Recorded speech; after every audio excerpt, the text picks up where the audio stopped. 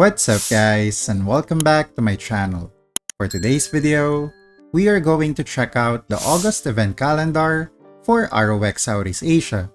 Unlike the previous month, August in my opinion is not really exciting as we won't really get a lot of new events and activities in the game. The only thing that I'm very much looking forward to is the new PC Client 2.0, which will be released this month. But anyway, before we check out the new event calendar, let's first check out the sponsor of this video. Starting today, July 26, up until August 3, the UgPhone devices shown on your screen will have a special promo. You will get a 40% discount for a 30-day subscription and a 50% discount for the 90-day subscriptions. Do note that this mid-year mega sale is only available to the UgPhone devices for the Hong Kong, Singapore, and Indonesia servers. You can also use my UgPhone link shown in the description below, and my invitation code shown on your screen. So what are you waiting for? Get your UgPhone device now. Again, these special offers are only available from July 26 to August 3. Now let's get back to the video. So for this month, the first batch of new updates will arrive on August 8. These updates are for the new PC Client 2.0, which supports a 120 FPS, the newest season of War of the Chosen, a new subserver called Easy Land, and the newest feature or optimization for the MVP system in the game, which will only be implemented in the newest region. First, let's talk about the highly anticipated PC Client in SEA. As you all know, this will be the second iteration of the PC Client, as the first one was quite the disappointment to say the least, because the first version was basically a skinned emulator disguised as a PC client for ROX. At the same time, it was one of the most disappointing updates that they have released in the game, and I'm not really sure what they were thinking because it's not as if the players won't be able to notice this facade that they have created. But anyway, after years of silence about this PC client topic, this topic has suddenly resurfaced a few months ago, right when a new ROX game was just released, together with its own PC client that can support the 120 FPS. Players from the community was shocked and was more disappointed with SEA, because if a new version of the game was able to release this client in its first day, then how come SEA took nearly 2 years to release a second version? Is this a coincidence? Or was SEA forced to release a similar PC client because their competitor was able to do so? We can never really tell. But in my personal opinion, the release of ROX Global really pushed SEA to step up their game, because if they don't, players will eventually move to a better version of the game.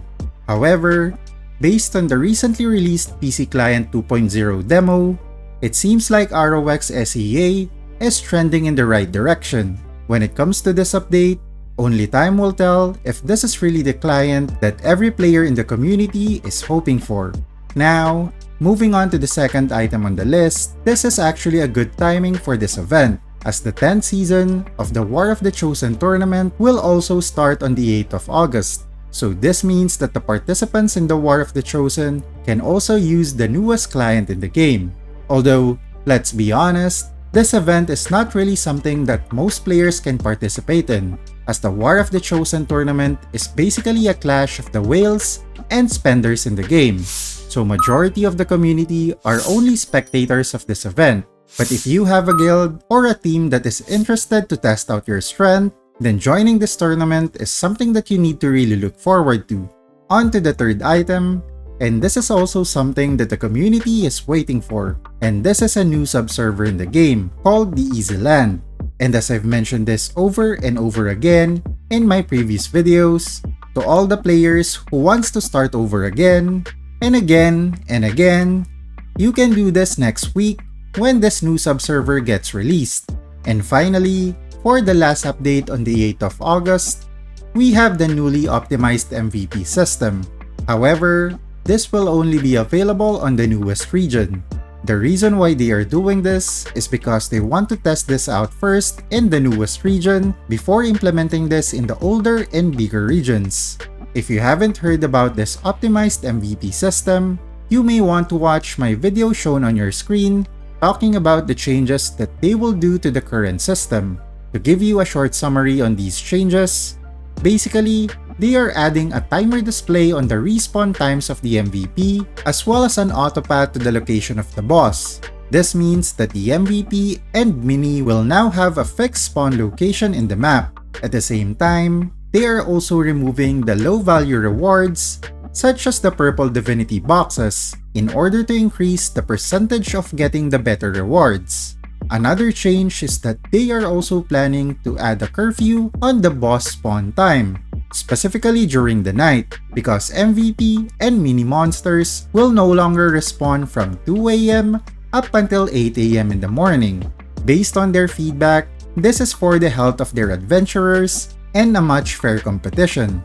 And finally, they are also changing the respawn times of boss monsters, as this will now be random. That's basically all the changes that they are doing in the current MVP system in the game.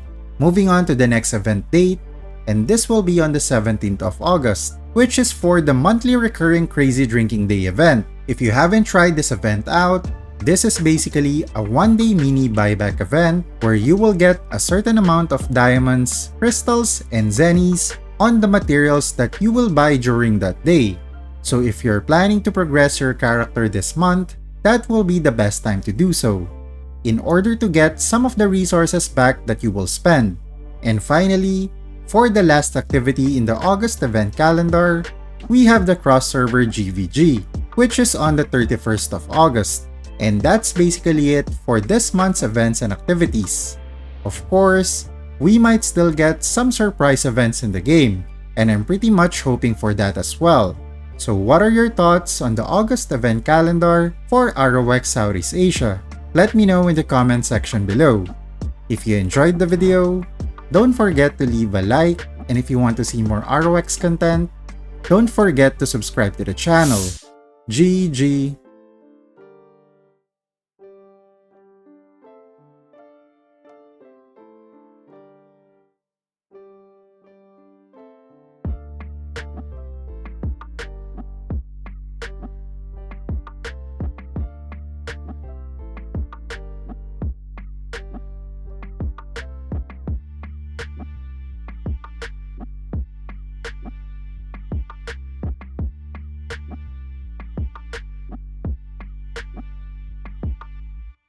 You're a superhero.